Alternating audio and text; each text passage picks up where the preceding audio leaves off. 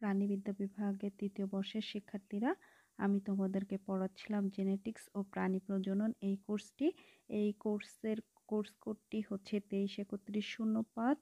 আমরা অলরেডি বেশ কিছু অধ্যায় এখান থেকে শেষ করেছি। আজকে আমরা যে অধ্যায়টি শুরু করব সেটি হচ্ছে 10ম অধ্যায়। অধ্যায়ের নাম লিঙ্কেজ ও ক্রসিং ওভার।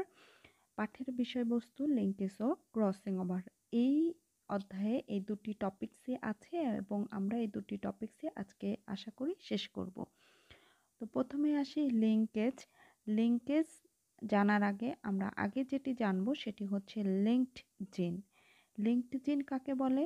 যখন একই ক্রোমোজোমে অবস্থিত জিনসমূহ থাকে তখন ওই জিনসমূহকে একত্রে লিঙ্কড জিন বলে। আমরা যদি এই ছবিটি দেখি তাহলে দেখো যে এখানে আমরা দুটো ক্রোমোজোম দেখতেছি। দুটো ক্রোমোজোম বললে তোমাদের আবার মনে হতে পারে যে একই ক্রোমোজোম বলেছে আবার দেখাচ্ছি দুটো, তো সেটা কেন? আসলে এরা দুজনই হচ্ছে হোমোলোগাস ক্রোমোজোম। হোমোলোগাস ক্রোমোজোম মানে যে আমরা জানি আমাদের 23 জোড়া ক্রোমোজোম আছে, প্রত্যেক জোড়া দুটো করে ক্রোমোজোম থাকে এবং এই জোড়া ক্রোমোজোমকে বলা হয় হচ্ছে হোমোলোগাস ক্রোমোজোম।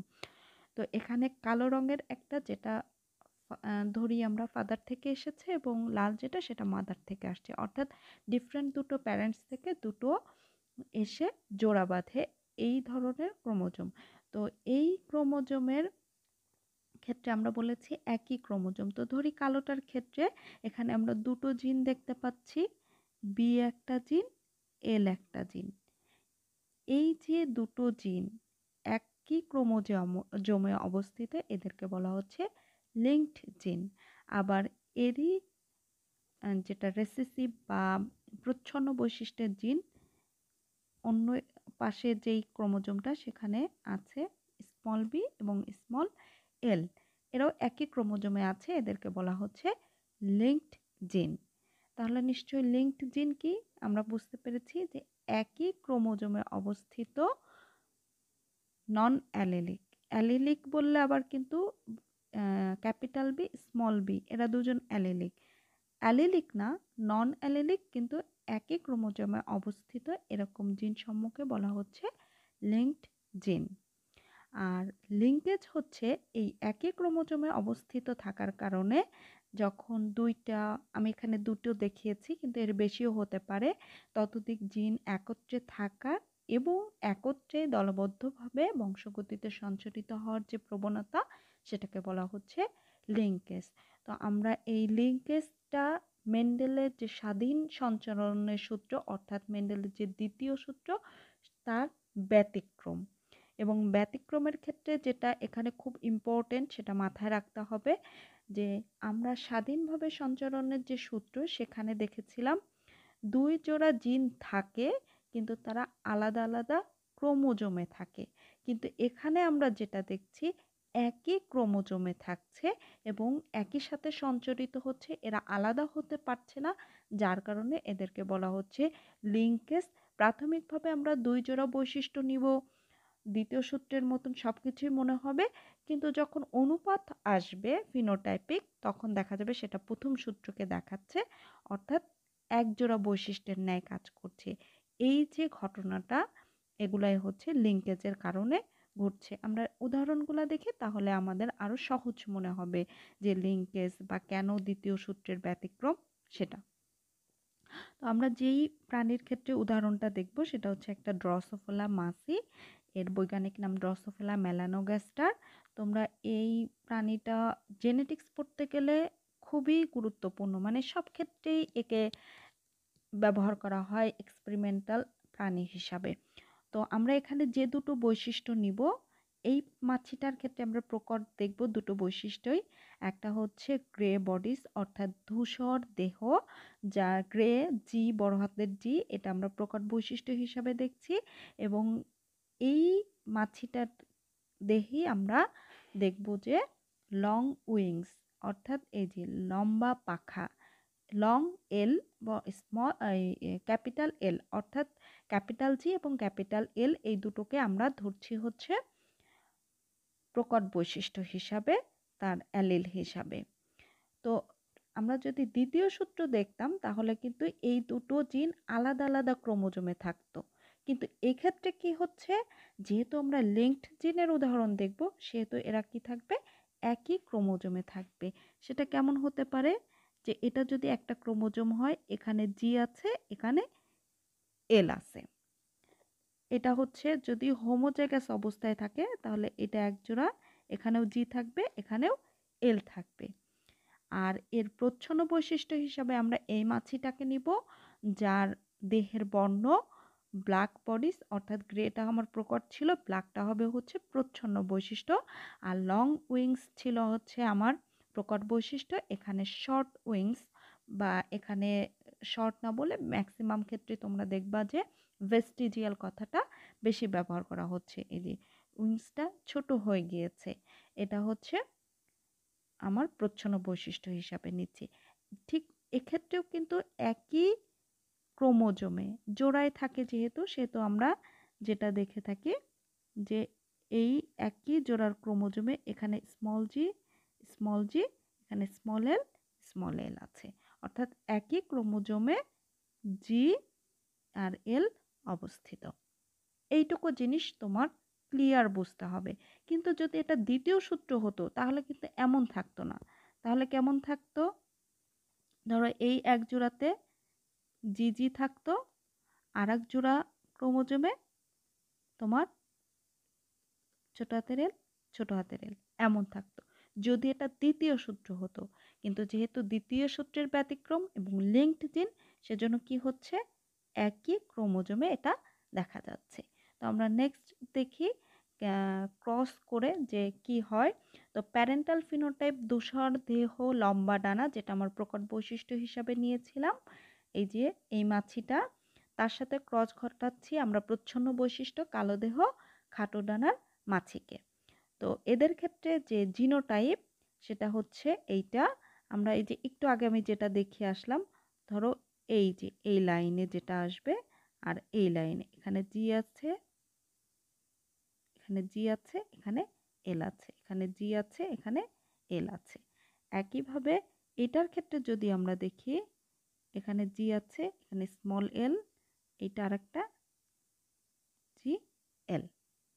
তো এক্ষেত্রে আমরা গ্যামেট যখন তৈরি হয় তখন এই ক্রোমোজোমটা একটাতে যায়, এইটা আর একটা গ্যামেট তৈরি করে, কিন্তু দুটো গ্যামেট কি হবে, একই ধরনের হবে, এজন্য আমি একটা দেখিয়েছি। এক্ষেত্রেও এইটা একটা গ্যামেট তৈরি করবে, এটা আর একটা একই ধরনের, এর জন্য আমি একটা দেখিয়েছি। ফিনোটাইপ যখন হবে এ আর এ মিলে আমার যেটা ফিনোটাইপ ধূসর দেহ লম্বা ডানা হবে। কেন হবে দেখো, জিনোটাইপটা যদি আমরা দেখি, বড় হাতের জি থাকলেই আমরা জানি সেই বৈশিষ্ট্য, তার মানে ধূসর দেহ, এবং বড় হাতের এল থাকলেই সেই বৈশিষ্ট্য মানে লম্বা ডানা। তাহলে F1 জেনারেশনের সবগুলা হবে হচ্ছে ধূসর দেহ লম্বা ডানার। এরপরে আমরা যখন F1-এর ভেতরে ক্রস ঘটাবো তখন সবগুলা মাছি কিন্তু ধূসর দেহ লম্বা ডানার, কিন্তু এদের ক্ষেত্রে যেটা, যে আমার দ্বিতীয় সূত্রের ক্ষেত্রে যেটা ছিল ক্রোমোজোমে জিনগুলা ভিন্ন ভিন্ন ক্রোমোজোমে ছিল, এখানে যেহেতু একই ক্রোমোজোমে সেজন্য একটু ডিফারেন্স হবে। যেমন ধরো যে এখানে আমার দুটো ক্রোমোজোম, এখানে বড় হাতের জি আছে, এখানে বড় হাতের এল আছে, এখানে ছোট হাতের জি আছে, ছোট হাতের এল আছে, তাহলে এইটা একটা গ্যামেট তৈরি করবে, এইটা একটা গ্যামেট তৈরি করবে। কিন্তু যদি আমার দ্বিতীয় সূত্র হতো তাহলে কিন্তু এমনটা হতো না, কারণ এখানে তখন চারটা ক্রোমোজোম হতো, কারণ জি একটা ক্রোমোজোমে থাকতো, এল আর একটা ক্রোমোজোমে, আর এক জোড়া ক্রোমোজোমে থাকতো। কিন্তু এখানে যেহেতু লিঙ্কড জিন, এজন্য একটা ক্রোমোজোমে আমার দুই ধরনের জিন একটা ক্রোমোজোমে আমরা পাচ্ছি। তাহলে এই হচ্ছে গ্যামেট, এক্ষেত্রেও আমার পুং গ্যামেট এটা তৈরি হলো। এখন যেটা আমরা দেখব জিনোটাইপ, প্রথমটার ক্ষেত্রে এটা আসছে, কোনটার সাথে কোনটা, এটার সাথে এইটা মিলে এইটা, এবং এটা দেখতে অবশ্যই বড় হাতের জি আর বড় হাতের এল থাকলে ধূসর দেহ লম্বা ডানা। দ্বিতীয়টার ক্ষেত্রে আমরা যদি দেখি, এক্ষেত্রেও আমার সেম আসবে, এইটা আর এইটা, বড় হাতের জি, বড় হাতের এল আছে, তুষার দেহ, লম্বা ডানা। পরেরটার ক্ষেত্রে এইটা আর এইটা একই। পরেরটার ক্ষেত্রে যদি আমরা দেখি এইটা আর এইটা, তাহলে দেখো কালো দেহ, খাটো ডানা। এখানে যদি আমরা ফিনোটাইপিক অনুপাত দেখি তাহলে আমার তিনটা হচ্ছে প্রকট বৈশিষ্ট্য, একটা হচ্ছে প্রচ্ছন্ন বৈশিষ্ট্য, অর্থাৎ অনুপাত হচ্ছে 3:3:1, কিন্তু হওয়ার কথা ছিল কি আমার 9:3:1, কারণ আমরা এখানে যখনই আমরা দ্বিতীয় সূত্রের ক্ষেত্রে দেখেছি যে 2 জোড়া বৈশিষ্ট্য নিলে আমার ওই অনুপাত হয়, কিন্তু এখানে হচ্ছে প্রথম সূত্রের অনুপাত, কারণ এরা লিঙ্কড জিন। এই যে লিঙ্কেজের কারণেই এরকম হয়ে থাকে। তো আমরা এই বিষয়গুলা মর্গান একজন বিজ্ঞানী তিনি এটা দিয়েছেন 1910 সালে। টি.এইচ মর্গান এই সূত্রটা প্রদান করেন এবং সূত্র আমি বলবো না, মানে এই লিঙ্কেজের এই ব্যতিক্রমের ভিত্তিতে একটা থিওরি দান করান এবং তিনি সম্ভাব্য দুটো প্রত্যাশা এদের টেস্ট ক্রসের মাধ্যমে দুটো ফলাফল প্রত্যাশা করে থাকেন। তো আমরা এই ফলাফলটা কিভাবে হলো, কেন হলো এটা দেখব, প্লাস থিওরিতে তিনি কি বলতে চেয়েছেন সেগুলো আমরা এখন দেখব। তো টেস্ট ক্রস 1, প্রথম যেই টেস্ট ক্রসটা তিনি করেন সেখানে তিনি প্রত্যাশা করেছিলেন ফলাফল হবে 1:1:1:1, যেটা মেন্ডেলের দ্বিতীয় সূত্রের টেস্ট ক্রসে সবসময় হয়ে থাকে। এবং সেক্ষেত্রে যদি এরকম হয়ে থাকে তাহলে কি হবে, দেখো ধূসর দেহ লম্বা ডানার সাথে কালো দেহ খাটো ডানা। আমরা জানি ধূসর দেহ যেটা হবে অবশ্যই সেটা জিনোটাইপ হতে হবে হেটেরোজাইগাস, কারণ আমরা জানি হেটেরোজাইগাসের সাথে প্রচ্ছন্ন বৈশিষ্ট্যের ক্রসকে টেস্ট ক্রস বলা হয়ে থাকে। তো এক্ষেত্রে আমার যেটা হবে 4 ধরনের গ্যামেট, কারণ তিনি তো আর জানতেন না এরা লিঙ্কড জিন কি লিঙ্কড জিন না, যেহেতু 2 জোড়া বৈশিষ্ট্য সেই হিসাবে সে ধরেছেন প্রত্যেকটা আলাদা আলাদা ক্রোমোজোমে অবস্থিত। তাহলে এ একটা, এই একটা, এরা হোমোলোগাস ক্রোমোজোম, এরা হোমোলোগাস ক্রোমোজোম, এখানে এল, এখানে এল, এখানে জি, এখানে জি। তাহলে আমরা যে সূত্রে করব সেই সূত্র তো নিশ্চয়ই আমরা আগে শিখেছি, 1:2 1:3 1:4 2:3 2:4। তাহলে এ হচ্ছে 1, এ হচ্ছে 2, এ হচ্ছে 3, এ হচ্ছে 4। এই সূত্রে করলে তোমরা 1:3 1:4 2:3 2:4 এই সূত্রে পেয়ে যাবে। আর এখানে যেহেতু আমার একই জি জি, এখানে আছে এল এল, তাহলে কোনো এখানে জি, এখানেও জি, এখানে এল, এখানেও এল, তাহলে যাই করি না কেন একই ধরনের গ্যামেট তৈরি হবে।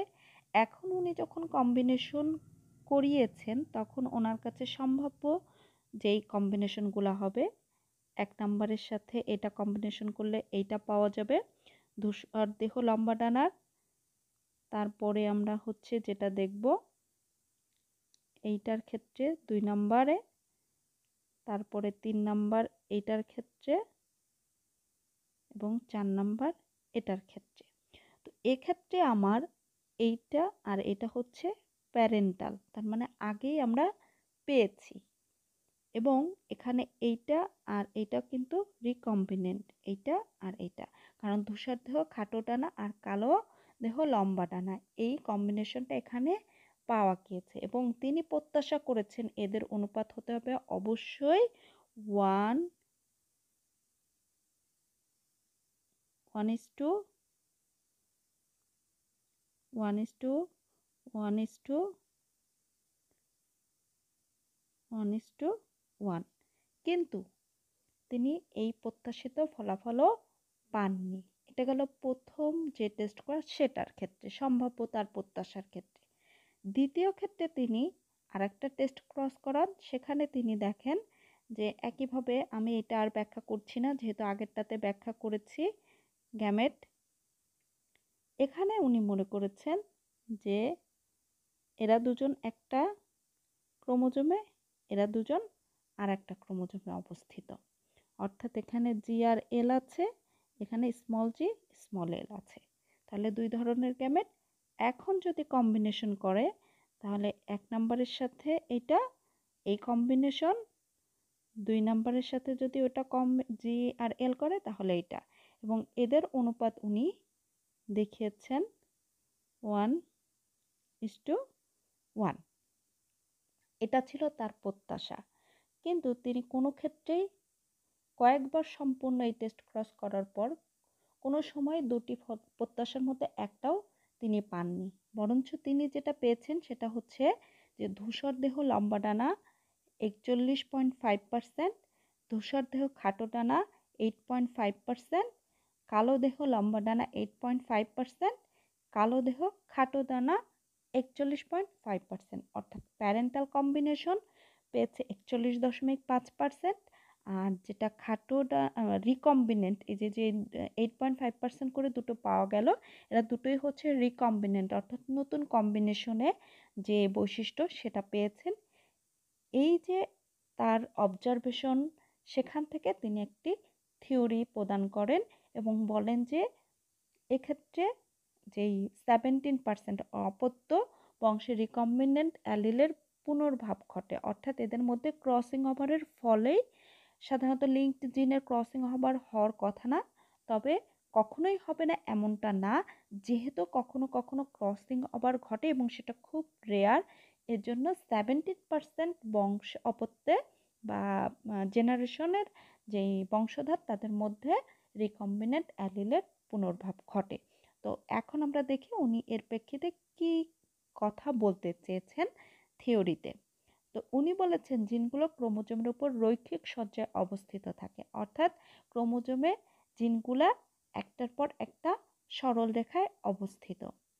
উভয় জিন একই ক্রোমোজোমে অবস্থিত, অর্থাৎ এই যে জিনদ্বয় নিয়ে তিনি কাজ করেছেন তারা একই ক্রোমোজোমে অবস্থিত এবং প্রতিটি জিনের অ্যালিল হোমোলোগাস ক্রোমোজোমে অবস্থিত। অর্থাৎ হোমোলোগাস তো আমি কি জিনিস বলেছি, একই জোড়ার দুটো ক্রোমোজোমকে বলা হচ্ছে হোমোলোগাস ক্রোমোজোম, এবং এদের ক্ষেত্রে কখনো কখনো ক্রসিং ওভার ঘটতে পারে। ওই যে আমরা 17% যে রিকম্বিনেন্ট প্রজনী পেয়েছি তার কারণটাই হচ্ছে ক্রসিং ওভার। লিঙ্কেজের অন্তর্ভুক্ত সকল জিন সংঘবদ্ধভাবে সঞ্চারিত হয়, এবং সঞ্চারিত হয় দেখেই কিন্তু আমরা 3:1 অনুপাত যেটা পেয়েছি, অর্থাৎ আমরা নতুন কোনো কম্বিনেশন তখন কিন্তু পাওয়া যাবে না, তখন শুধু প্যারেন্টাল কম্বিনেশনই পাওয়া যাবে, কারণ হচ্ছে তারা একসাথে সংঘবদ্ধভাবে সঞ্চারিত হওয়ার টেন্ডেন্সি দেখায়। মর্গানের এই লিঙ্কেজ থিওরি আবিষ্কারের পূর্বেও আরও কিছু থিওরি ছিল, যেগুলো এখন তোমাদেরকে আমি আরেকটু বলি। এটার সাথে আরেকটা পয়েন্ট যেটা হচ্ছে কাছাকাছি জিনের লিঙ্কেজ বল বেশি এবং দূরে অবস্থিত জিনের লিঙ্কেজ বল কম, এবং এই যে দূরে অবস্থিত জিনের লিঙ্কেজ বল কম থাকলে তারা পরস্পরের থেকে দূরে চলে যেতে পারে, কিন্তু লিঙ্কেজ যখন কাছাকাছি থাকে তখন তাদের বন্ধুত্ব অনেক ভালো থাকে, এজন্য তারা পরস্পর থেকে বিচ্ছিন্ন হতে কম পারে। Linkage certain বেভারি chromosome theory of heredity, এক্ষেত্রে তারা মনে করতেন যে জিন বা মেন্ডেলিয়ান যে ফ্যাক্টরগুলো সেগুলা ক্রোমোজোমে অবস্থিত, এবং এটাকে তারা বংশ পরম্পরায় এবং এই জিনগুলো এক বংশ থেকে আরেক বংশে স্থানান্তরিত হয়। এই থিওরিটাই মূলত হচ্ছে ক্রোমোজোম থিওরি অফ হেরিডিটি। আর সাটন লিঙ্কেজ সম্পর্কে আরও কিছু ধারণা দেন এবং তিনি বলেন যে প্রতিটি ক্রোমোজোমে অনেকগুলা জিন থাকে এবং এরা জিন একই সাথে বংশগতিতে সঞ্চারিত হতে চায়, কিন্তু তেমন কোনো প্রমাণ তিনি দেখাতে পারেননি। আর বেটসন ও প্যানেটের কাপলিং ও রিপালসিন হাইপোথিসিস, তিনি আবার কি বলেন যে আমরা যদি আগের যেটা দেখি তাহলে আমাদের প্রকট জিন ছিল জি আর বড় হাতের এল, যখন এরা দুজন একসাথে জোড়া করে বংশ পরম্পরায় যেতে থাকবে, অর্থাৎ প্রকট জিনদ্বয় যখন সবসময় একসাথে থাকার টেন্ডেন্সি দেখাবে, অর্থাৎ জোড়া বাঁধবে, কাপল হবে, এই বিষয়টাকে বলা হচ্ছে কাপলিং। আর উল্টা বিষয়টা, অর্থাৎ যদি এরকম হয় বড় হাতের জি আর ছোট হাতের এল, এরা যদি একসাথে থাকে এবং বংশ পরম্পরায় তারা একসাথে সঞ্চারিত হওয়ার ফলে যে ঘটনাটা ঘটবে সেটাকে বলা হচ্ছে রিপালসন। অর্থাৎ প্রকট জিনদ্বয় একসাথে বংশ পরম্পরায় স্থানান্তরিত হওয়ার যে ঘটনা সেটা হচ্ছে কাপলিং, এবং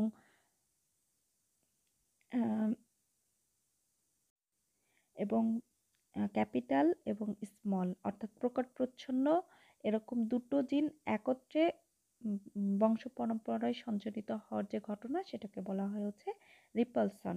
যখন কাপলিং হয় তখন দেখা যায় যে প্যারেন্টাল ফিনোটাইপের অনুপাত যেটা হয় 7, আর রিকম্বিনেন্ট থাকে সবসময় 1। বাট যখন রিপালসন হয় তখন উল্টিয়ে যায়, তখন প্যারেন্টালের অনুপাত থাকে 1 আর রিকম্বিনেন্টের অনুপাত হয় 7। এটা মূলত এই বেটসন অ্যান্ড পানেট তাদের যে ক্রস, নীল ফুল লাল ফুলের মধ্যে ক্রসের মাধ্যমে তিনি এটা দেখিয়েছেন। এখন আমরা যেটা চলে যাব লিঙ্কেজের প্রকারভেদ। লিঙ্কেজ দুই প্রকার, সম্পূর্ণ লিঙ্কেজ যদি এমন হয় যে জিনদ্বয় খুব কাছাকাছি থাকে তখন তাদের মধ্যে কখনোই ক্রসিং ওভার ঘটে না, তখন এই ধরনের ঘটনাকে বলা হয় হচ্ছে সম্পূর্ণ লিঙ্কেজ। কিন্তু জিনদ্বয় যদি অনেক দূরে থাকে, সাধারণত দেখা যায় কি বিপরীত বাহুতে থাকে, তাহলে এদের মধ্যে ক্রসিং ওভার ঘটে এবং এই ধরনের লিঙ্কেজকে বলা হয় হচ্ছে অসম্পূর্ণ লিঙ্কেজ। এরপরের যে টপিকসটি আছে সেটি হচ্ছে ক্রসিং ওভার। তো ক্রসিং ওভারের সংজ্ঞাটা আমরা দেখি যে মেয়োসিস কোষ বিভাজনের প্যাকাইটিন দশার এমন একটি ঘটনা বা পদ্ধতি যার মাধ্যমে হোমোলোগাস ক্রোমোজোমের নন সিস্টার ক্রোমাটিডের মধ্যে অনুরূপ অংশের বিনিময়ে নতুন জিনের কম্বিনেশন ঘটে। এখানে মূল বিষয়টা হচ্ছে নন সিস্টার ক্রোমাটিডের মধ্যে অনুরূপ অংশের বিনিময়, এটাই যেই ঘটনাটা এটাই মূলত হচ্ছে ক্রসিং ওভার। তো আমরা এখানে যদি দেখি আমরা দেখতে পাচ্ছি দুইটা ক্রোমোজোম অর্থাৎ এক জোড়ার ক্রোমোজোম, এদেরকে বলা হচ্ছে হোমোলোগাস ক্রোমোজোম। এর একটি আসছে ফাদার থেকে, একটি আসছে মাদার থেকে। তো গ্রিনটা আসছে এক প্যারেন্ট থেকে আর রেডটা আসছে আরেকজনের থেকে। তো এদেরকে বলা হচ্ছে প্রত্যেকটা বাহুকে বলা হয় হচ্ছে ক্রোমাটিড।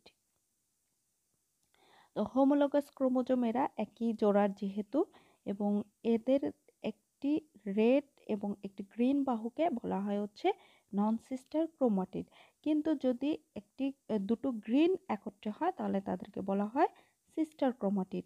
অর্থাৎ এ আর এ হচ্ছে সিস্টার ক্রোমাটিড, কিন্তু এই রেড আর এই গ্রিন এরা হচ্ছে নন সিস্টার ক্রোমাটিড। ক্রসিং ওভারটা হয় হচ্ছে নন সিস্টার ক্রোমাটিড কিন্তু হোমোলোগাস ক্রোমোজোমের। ক্রসিং ওভার হওয়ার পরে এরা কি করে বিভিন্ন অংশের বিনিময় করে, যেমন এই উপরের অংশে যদি আমরা দেখি, দেখো যে গ্রিন বাহুতে রেড অংশটুকু চলে আসছে এবং রেড বাহুতে গ্রিন অংশটুকু চলে গিয়েছে। এই যে এক্সচেঞ্জ হয়েছে নন সিস্টার ক্রোমাটিডের মধ্যে, এই ঘটনাটাই হচ্ছে ক্রসিং ওভার এবং এর ফলে জিনের নতুন কম্বিনেশন সৃষ্টি হয় উপরে এবং নিচে। এক্ষেত্রে দুই জায়গায় ক্রসিং ওভারটা দেখানো হয়েছে। তো ক্রসিং ওভারের কৌশল দেখব আমরা, এটা 4টি ধাপে সম্পূর্ণ হয়ে থাকে। প্রথম ধাপটা হচ্ছে সাইন্যাপসিস, তারপর ক্রোমোজোমের ডুপ্লিকেশন, ভাঙন ও সংযুক্তি দ্বারা ক্রসিং ওভার, টার্মিনালাইজেশন। তো আমরা দেখি ধাপগুলা কিভাবে হচ্ছে। তো প্রথমে কি হচ্ছে, এখানে আমরা দুটো ক্রোমোজোম দেখতে পাচ্ছি, একটা গ্রিন কালার, একটা হচ্ছে পার্পল কালার। তো ধরলাম এটা ফাদার থেকে আসছে, এটা মাদার থেকে আসছে। তো এখানে আমার যে জিনটা, এখানে এ ধরলাম আর এখানে স্মল এ ধরলাম এখানে বি আছে, এখানেও স্মল বি আছে।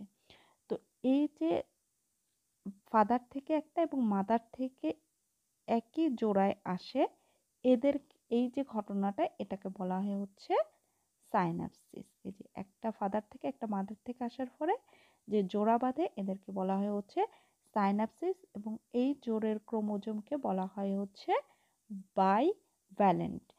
তো এরা এর পরবর্তী ধাপে কি করবে, যে এরা ডুপ্লিকেশন করবে। কিসের ডুপ্লিকেশন করবে, ক্রোমোজোমটা দুইটা বাহু তৈরি করবে, অর্থাৎ কি হয়, এইটার ক্ষেত্রে যদি আমরা দেখি ঠিক এই বরাবর সে স্প্লিট করবে, এই বরাবর সে স্প্লিট করবে, করলে প্রত্যেকের 4টা বাহু পাওয়া যাবে, 1টা 2টো 3টা 4টা। তাহলে এই 4টা বাহু যে পাওয়া গেল, ডুপ্লিকেশন হবে জিনের। কেমন হলো যদি আমরা দেখি, এটা ছিল এ, তাহলে এখানেও কি পাবো এ, এখানে ছিল বি, এখানেও আমরা পাবো হচ্ছে বি। একইভাবে এখানে ছিল এ, এখানেও হবে এ, এখানে ছিল বি, এখানেও হবে বি। অর্থাৎ ঘটনাটা হচ্ছে ক্রোমোজোমের ডুপ্লিকেশন, দ্বিতীয় ধাপ।